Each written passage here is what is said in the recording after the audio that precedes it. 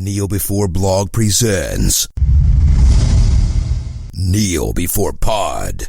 Hello listeners, Clay Liford was kind enough to give up some of his time to talk to me for a little while. Clay is the director of the recent film Slash, one of my favourites from this year's Edinburgh International Film Festival. You may have also caught it at this year's San Diego Comic Con. He had a lot to share about his time as a filmmaker and I hope you enjoy. Hi Clay, thanks for joining me here. Hi, thanks for having me. It's my pleasure. So how are things wherever it is you are? Things are great. We've been traveling around a lot with the movie, so I just got home for a few days before we head to Comic-Con in San Diego on Wednesday. Oh, that would be great. Yeah, it'll be nuts. Yeah, Comic-Con's always a hub of activity for news and all this kind of stuff. Yeah, saying the least, yeah, for sure. So yeah, I guess first just tell us a little bit about yourself, what are your interests, and how did you get into filmmaking in the first place? Yeah, I've been making movies for a long time now. I went to film school at University of Texas in the late 90s, and I've been making them ever since. I just always wanted to tell stories, I guess, and I think the visual medium is always kind of, it's what I grew up with. It's just kind of like what I've always been surrounded by, and what kind of I just naturally gravitated towards. But so Slash is my fourth feature. I made 3 others before, and they've all been around the block, done the festival thing, and have had some form of distribution. I made a feature called Wuss back in 2012, which is also a high school comedy, and made a science fiction movie before that called Earthling. Mm-hmm. And a long time ago, I made a horror anthology comedy called A 4-Course Meal. But on top of that, I've been shooting other people's movies for forever. I've shot now, I think, about 25 features. I mean, they're all low-budget movies, but I've shot for, the Zellner brothers. I've shot for David Lowery. I've shot for Johnny Lasecki. Kind of like a who's who of a lot of indie filmmakers in America. Cool.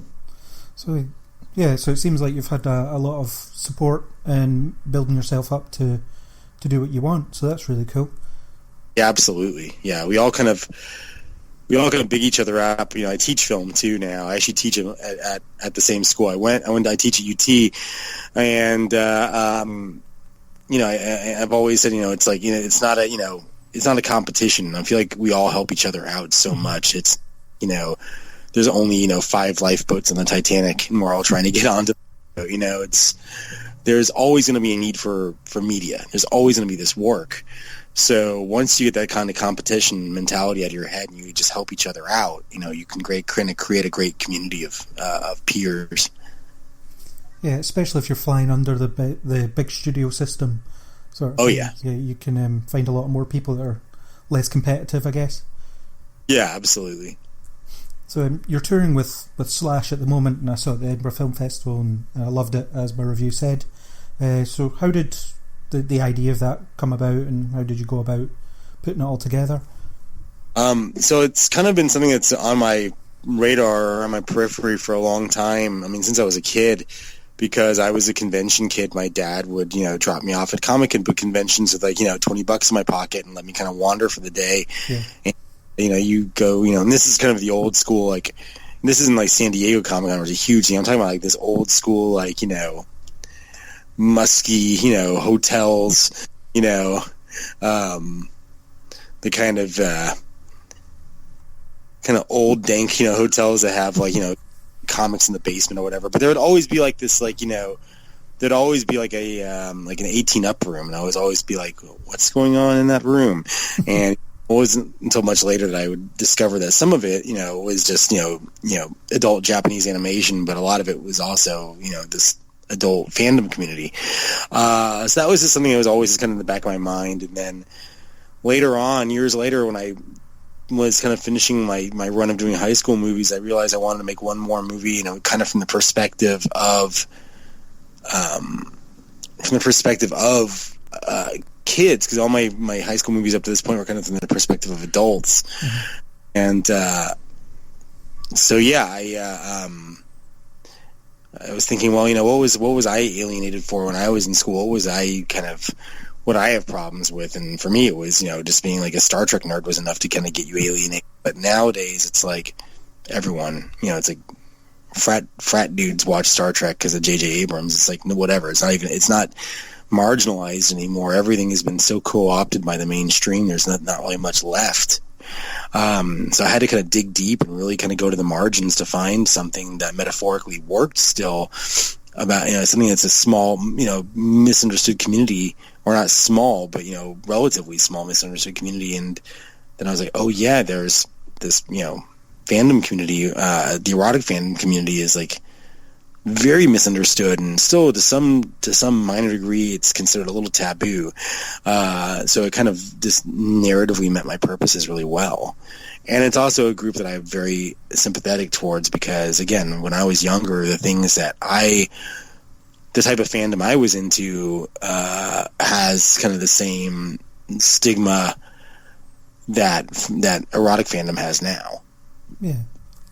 So yeah, this idea of like, not having your geographical, when you're a kid, you don't have wheels, your friends, your geographically desirable friends, not always the people you have the most in common with. And especially if your interests lie outside the mainstream. So sometimes it's hard to make friends. But, through like the, when I was a kid, pre-internet, like the the pen and paper style, fan clubs, I mean, that's how I made a lot of friends. Mm-hmm. And you kind of build this sense of community that breaks down the barriers. The U.S. mail kind of broke down the barriers of geography for friendships, and now the internet, it's like, obviously a million times that. Yeah, it's interesting, the film, how the Neil character, he has access to the internet, but he doesn't really know about that community, so he's sort of stuck in the past, even though he's living in the present. I mean, yeah. was that some you said about pre-internet, sort of, was that how you tried to modernise that idea of isolation, even though there doesn't need to be any? Yeah, I think to some degree I feel like Neil would have heard that those type things exist, but he would never have been brave enough to look it up. He needed something to kind of push him over the edge to like actually do a web search. He's the type kid, I think, that would be less. I think it's less that he's unaware that this stuff exists. I think it's more that like he thinks that he types into a search browser, someone will know, someone of authority will know that he did that. He's easily spooked by the idea of public information. So yeah, I'm sure, I would, I'm sure that he would have heard of that there were websites for erotic fan fiction, much in the way that he was writing it. But I think he would be very reticent to even look it up. And it took literally the prodding, it took it having a mission kind of given to him. We always called it the mission. He was given a mission, Julia, narratively in the movie to like basically do this thing, and that was kind of finally kind of pushed him out of his comfort zone. Yeah. So, it's clear you know your way around the idea of fandoms and how that helps define people. So, yeah. Are you a member of several fandoms? You already mentioned Star Trek, but what other ones, and how did they kind of inspire the fictitious fandoms you put in this film, also the real ones? Yeah, when I was a kid, I was into some stuff. I was very into. There was a comic book series called ElfQuest. And I was actually part of the ElfQuest fan club, and I had pen pals there, and that was a particularly nerdy one for me to be involved in. And it was also, living in Texas too, it's also not the most masculine either. So it's kind of something that I would have been mortified if people had known, that I was partaking in. But that was one. I mean, I was always, I was a part of a lot of famous monsters and just a lot of fandom when it comes to like horror movies as well. But yeah, I mean, as far as like active participation in fan clubs, it was only a handful. But I would go to conventions. I was a big just always kind of on the fringes. I was always afraid, kind of like Neil, to be more out there with my interests. Yeah, it's definitely moved on a lot. I mean, I remember when I was younger, into things that not everyone else was into, and then it would be, I wouldn't know that anybody else was out there because there was no such thing as the internet. It's interesting to see that isolation put up on screen like that. So I think you absolutely nailed the way that Neil feels like he's alone because everyone else at school sort of picks on him and interests. Oh, thank you. Yeah, I mean, it's you know, there was a lot of it that was also, a lot of it was, you know, the idea that he wouldn't be like picked on by, you know, like the football players, because those, in reality, like somebody his social strata would never be picked on by somebody like that. They don't even know where, you know, barely where he even exists. Mm-hmm. It was more the idea like somebody just barely half a strata above him would be the person that would be the problem, you know, like some nerdy theater kid who maybe just ever so slightly cooler, you know. Yeah, so I mean, the perception of that subculture was really important, clearly really important to you throughout the film. It was, you know, it was represented as being the normal thing where everything else was abnormal, or at least that's the way I saw it. Do you think representation's important in cinema, and do you think there should be more of it? Oh, absolutely. Everywhere, really. Oh my God, yeah. I mean, like, it's, you know, beyond just the fact that audiences are actually asking for this now. I mean, it's, people want to see themselves represented, you know, in media. I mean, that's the basis of slash fiction. I mean, the slash fiction is basically people who are not represented, and it's why it's largely driven by women and to some degree minorities. It's because it's about fostering relationships that are outside of the heteronormative, or are taking relationships that you just don't see in mainstream media and presenting them. That means that people want that, you know. If there's always an audience for, I guess, I don't want to say counter programming, but, you know, representation is highly important. I mean, like, you know, like, we're not, you know, there's not just one, you know, there's not just one standard anymore. We're, you know, it's 2016, things have changed so much. Yeah. And there never was, but now it's like, it's more vocal, but we're definitely at a point where I think that it's like, it's time for the norms to, the representative norms to change, you know? Yeah. Everything's normal or everything's abnormal until it's normal kind of thing, you know, and it does seem to be moving towards that. Yeah, and it's strange. It's kind of, you know, it's kind of fitting in a weird way that, like, Star Trek, which is where the term slash fiction came from, with Star Trek fandom specifically. You know, Star Trek itself was the first interracial TV kiss was on, you know, North American television was on Star Trek. You know, it was always, you know, and it showed a future where, you know, you had people from all different cultures working together. You had, you know, a Russian on the bridge of the Enterprise in the middle of the Cold War, you know, stuff like that. You know, it was always kind of ahead of its time, or definitely ahead of its time, and it's kind of fitting that that's kind of where modern slash fiction had its originations, you know. Yeah, and I'm guessing your fictitious science fiction franchise in the film was slightly based on Star Trek.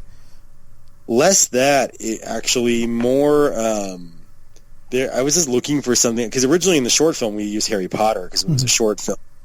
You know, we didn't have to worry about making money; it was never a thing.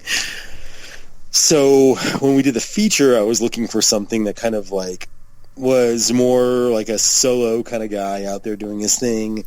And there was this book series I really loved when I was a kid in the 80s called it was about this character named Retief, by a guy named Keith Laumer. I can never say his name.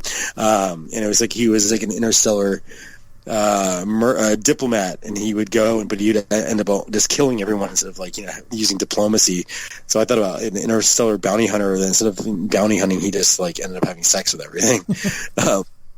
But it was, you know, I mean, the idea was the kernel. I wouldn't say it's based on that series, but that was just kind of like a kernel that I always kind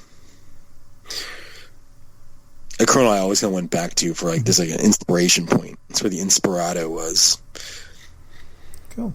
In terms of your actors, you found some really good actors for it. Were they who you had in mind, or was there some kind of searching involved, or was it a mix of the two?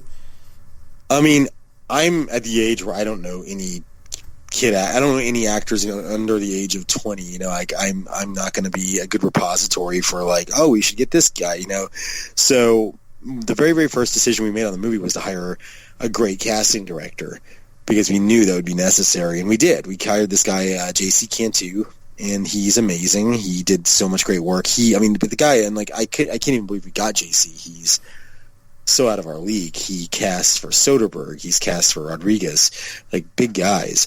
But, you know, the good thing is he liked the script, and by him sending you the script, there's a certain cachet that goes along with that. So, you know, people took it seriously. So everyone who came in to read, everyone who considered it was somebody I'd heard of or recognized from someplace, and they're all amazing. But I also had a very specific type in mind, and it's one of those types that it was one of those I won't know until I see it kind of thing. Mm-hmm. So yeah, you just got really lucky with finding the right actors with the right chemistry, and it all kind of worked out then. JC found both Hannah and Michael Johnson, and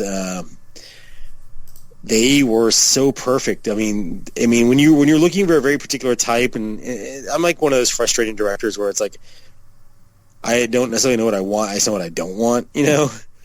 But when then you start questioning yourself after a while, and you see so many great actors, and you start questioning yourself because like every one of these actors is great. I didn't see a single bad actor because JC only brought in the cream of the crop, and it's get to the point where it's like, everyone of these people is amazing, but none of them feels right. And then suddenly you see Hannah and Michael, and it's just like, oh, okay, maybe I'm not crazy, because I was starting to doubt myself. And then towards the end of the process, I saw both of them like almost like a 1-2 punch, and I completely just justified all my self-doubt and weird feelings about like thinking I was nuts for, you know, not, you know, for dragging the search on for so long. But yeah, it took a while. It took about 6 months to find them. The convention part of the film, obviously it's a big part of the film. Was it a real convention you were filming at, or did you sort of create it yourself with extras and all that stuff? Yeah, the convention, and I'm glad that people always ask me that, because I was always terrified that people might see through our ruse. But really, the convention is an amalgam of 5 different places. It's a combination. It's 2 real conventions, and then 3 phony locations that we put together. So we had we shot it in Houston, this place called Comic Palooza, which was where you saw most of the wide shots of the film. Mm-hmm. We also shot at this place in Austin called Wizard World Austin, and that was for some of the B-roll. And then we shot at like 2 different hotels in a movie theater that we dressed similarly. And it's a testament to my art department that they were able to pull it off, and no one's ever questioned that it's real. In fact, it's, you know, and it's such a perfect combination. It's such a seamless thing. And sometimes I even forget what scenes took place where, you know. Yeah, it's definitely convincing based on conventions I've been to. It looks very real. So yeah, I was interested to find out if it was actually a real convention or not. So that was the biggest. Well done. Yeah, thank you. That was our biggest leap of faith. We actually built the entire production schedule around Comic Palooza because we knew we needed some of those scenes with our actors. Mm-hmm. So we kind of worked backwards from that. So the very first stuff we shot for the movie entirely with just Michael and Hannah were scenes of them walking around the convention and having some dialogue scenes there, and like the food court thing where they're sitting and eating their pizza dogs. Did anyone question what you were doing on the day you were filming at these things? No, that's the thing. We had full permission to be there, so there's nobody from the staff hassled us. But we were always nervous that like people would like look in the camera, or they would question us. But the ubiquity of like YouTube videos being shot from Comic-Con now is so much that like all we did was just we were smart. We like my director of photography, she was smart. She decided to take everything off the camera that looked like a movie camera, like the matte box and the rails and things that scream movie camera. So we had it down to its bare essentials, like the really good lens and like the camera body. But we still used our really good tripod and our slider and our dolly stuff because we wanted it to look like the rest of the movie. But on top of that, we didn't have a whole lot of lights. We had like 2 lights, and they were pretty much like interview style lights. And so, yeah, we kind of just looked like a kind of a big budget YouTube video, that people didn't really care. And especially because we're filming 2 kids essentially in cosplay. So again, like, they're probably just shooting these, kids for a cosplay TV show or whatever. But Yeah, I thought we'd end up going through all the raw footage and finding tons of shots of people looking at the camera, but I think there's only one time ever where I had to like make an editorial change because somebody clearly looked in the camera out of hundreds of shots. So yeah, thanks to the modern media culture, we're kind of like nobody gives a crap about us anymore. You can go, probably film a murder in the middle of a Comic-Con. No one would notice. No one will notice, yeah. As long as you have a camera on it. Yeah. If you did it without a camera, you probably go to jail. Yeah. So what were your biggest sort of challenges when you were filming? And you mentioned that the Comic-Con one was something you expected to be challenging and wasn't, but was there anything that was difficult? We had a very tight schedule. That's as you always do in films of this budget. It was still the largest schedule I ever had, the most amount of days I ever had for a movie. But so I'd done 3 other movies that were even tighter. But time is always your biggest challenge. There's things that you want to do. But I was really smart about this, and again with my students, I always say this: it's like you have to be ruthless in pre-production with the scenes that you're going to cut, because like, look, if you wrote a 120-page script and you're a comedy, 30 of those pages are getting thrown away. Your comedy not any longer than 90 minutes at the end. But here's the thing: it's like, you can figure it out on the editing room, but it makes so much more sense to figure it out before you shoot for several reasons. One, you save the money from having shot those scenes, but the bigger reason is like the amount of days you have to shoot a movie doesn't change. You have a finite amount of days. If I have 20 days to make a movie and I have 15 extra scenes that are not going to make the final cut, I'm robbing important scenes of the time necessary to get them right by, I'm robbing Peter to pay Paul on these scenes that are going to get cut out, right? Mm-hmm. If I can identify things in advance that are not going to make the cut, then I can afford more time back to the things that are really important. There's a dinner scene in the movie, for instance, that everyone calls out as a favorite, where they invite Julia's character over for dinner, and she basically starts divulging way too much information to the family about her sex life and about Neil's writing, and it's always our showstopper. Well, just having the knowledge of dinner scenes in general is some of the hardest things to shoot.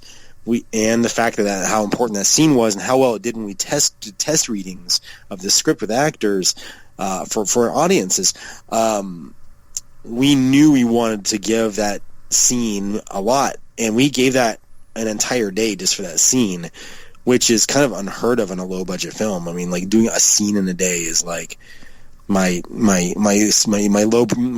years ago, my 10-year ago low budget brain was get twitchy thinking about that, but it was worth it, absolutely worth it.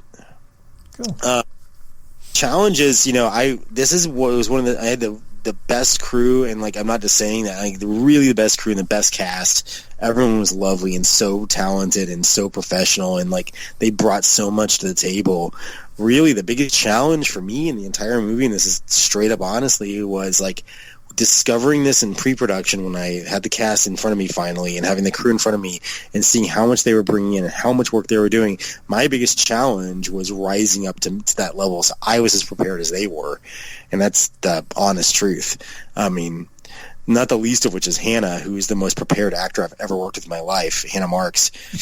She does so much homework. She has so much behind her character that you have to rise up to meet that, and I like that. That's something that's amazing. Like, I've never been in a situation before in my life where I had to rise up so much to meet the level of the people I had hired to work with me, and that's a gift that I completely cherish, and hopefully that shows. And I do think that, objectively, whatever anybody feels at the movie, you can look at this in any of my other movies, and I think it's the best thing I've made, and I think that's a testament to that. Cool. Were the cast really sort of jokey and got along on set? Like, what was the most entertaining anecdote you could think of for during the filming schedule?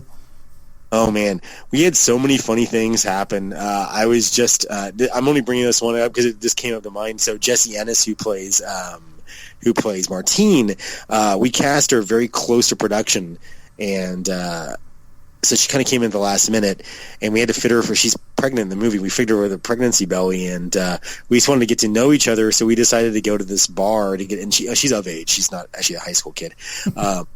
we went to a bar to get a drink, and we were just at the bar, and we left a pregnancy belly on, and I had a few whiskeys, and then the whole time the bartender's like looking at us, but doesn't say anything.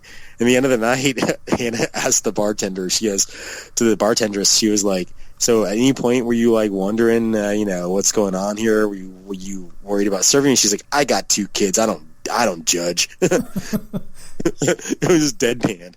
She's like, I got 2 kids. I don't judge. It was great. This is a silly thing that just came to mind, but it was one of my favorite things. It was a kind of a bit of a tone setter for us. That's a good anecdote for a panel at a Comic-Con, certainly. Yeah. Maybe I'll wear the pregnancy belly. It would get you noticed, that's for sure. Yeah. So, say we're making your part 2.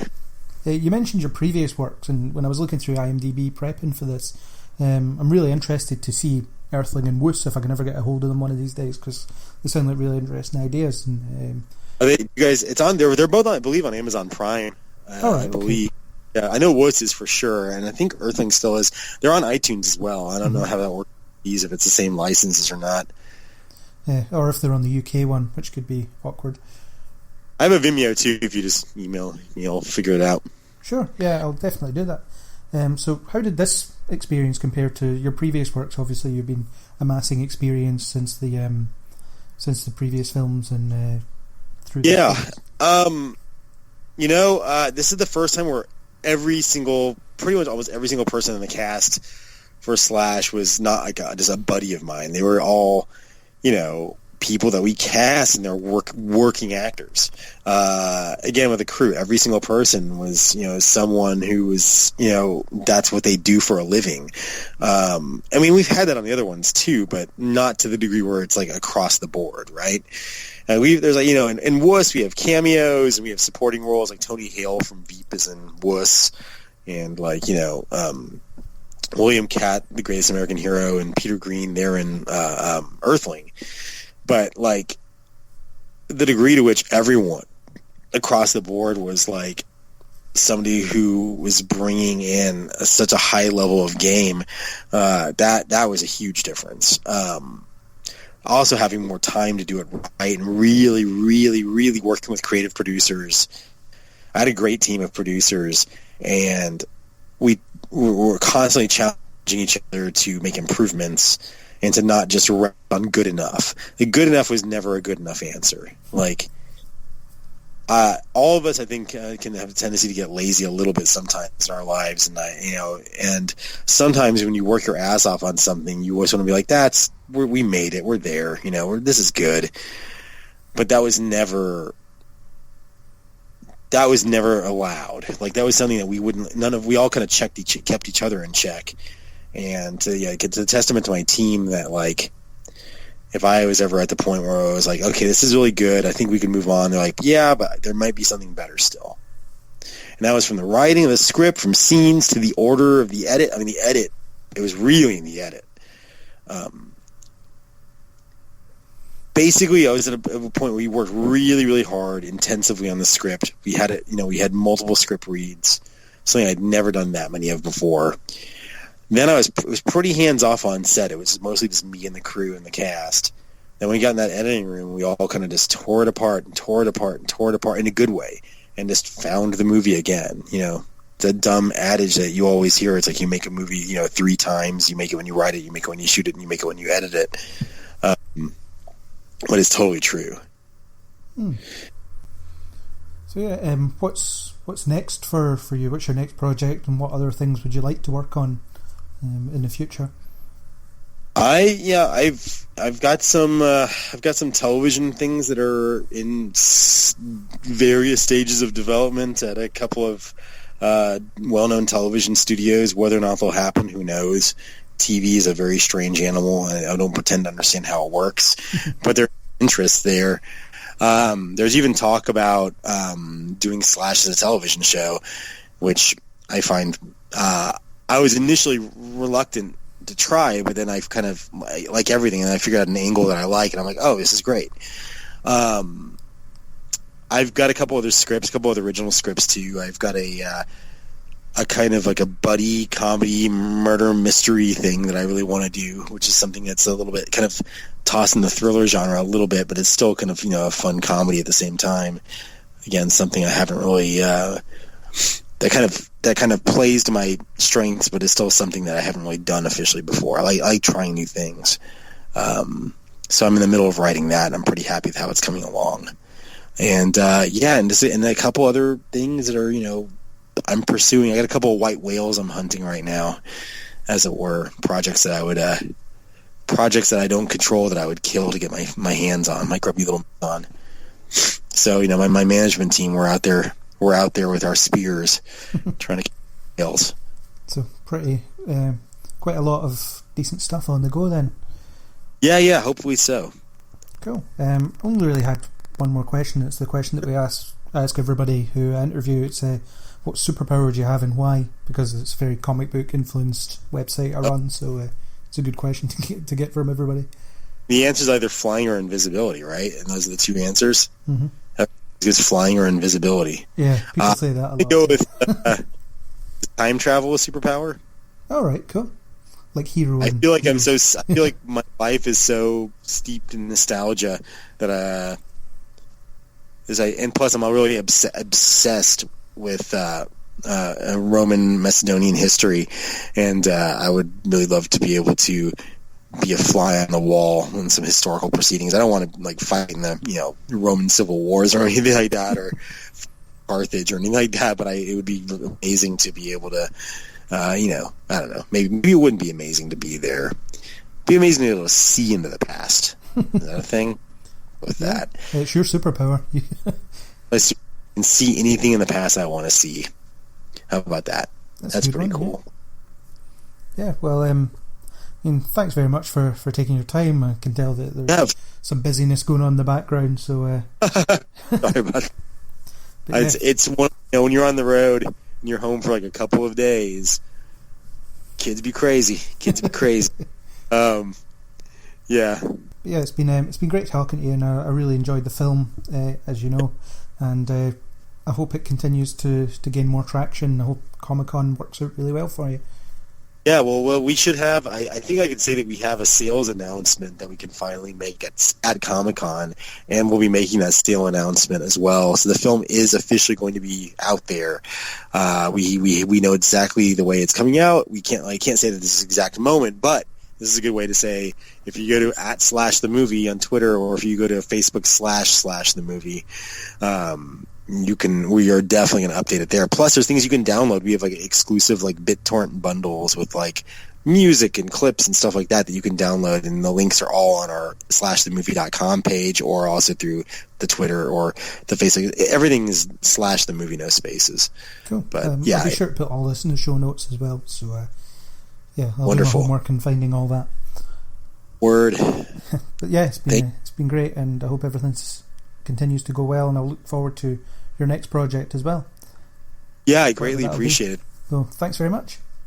Yeah, thank you. That was my interview with Clay Liford. Thanks to him for taking the time to talk to me, and if you enjoyed this, feel free to subscribe on iTunes or any major podcasting app. Just search for Neil Before Pod or Neil Before Blog. I hope you'll join us for the next Neil Before Pod interview segment.